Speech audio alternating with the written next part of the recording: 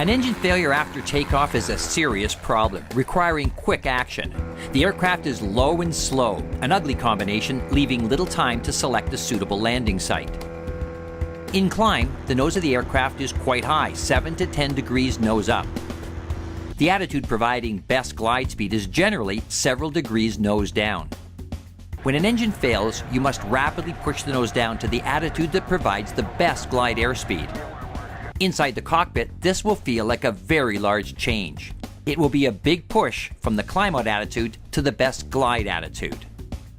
If you don't immediately lower the nose, your airspeed will rapidly deteriorate. The angle of attack will increase, and with the added drag, the aircraft will begin to descend at an increasing rate. If you continue to hold the nose up without power, the critical angle of attack can quickly be exceeded and the aircraft will stall.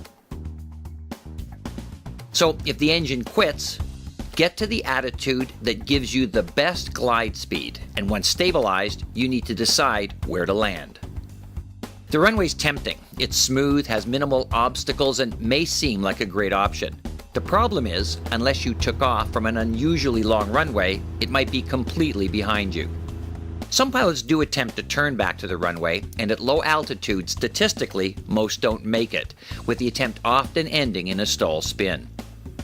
A safe return to the runway in some conditions is possible, but training, advanced pilot skill, and intimate knowledge of the glide characteristics of the aircraft and sufficient altitude are essential. So, if a safe turn back to the runway is not possible, where should you land your aircraft? On climb out, if the engine quits at low altitude, get to your best glide speed immediately, and if there's insufficient runway ahead of you, look for the best available landing option in a sweep of no more than 45 degrees to your right and 45 degrees to your left.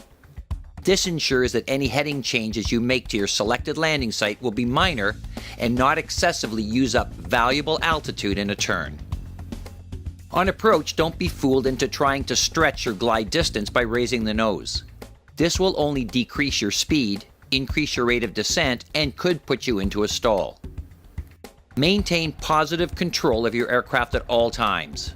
When you're on short final, make any necessary corrections to avoid obstacles, and then make your landing in a touchdown configuration. Bob Hoover, arguably one of the best and most famous test pilots of all time, said that the reason he survived so many forced landings of aircraft he was testing was because he continued to fly the aircraft right down to the scene of the crash. Engine failures are rare, but they do happen. You should be prepared by practicing simulated emergency landings with a flight instructor or another experienced pilot, so that if a real emergency does arise, you'll be well prepared for the situation.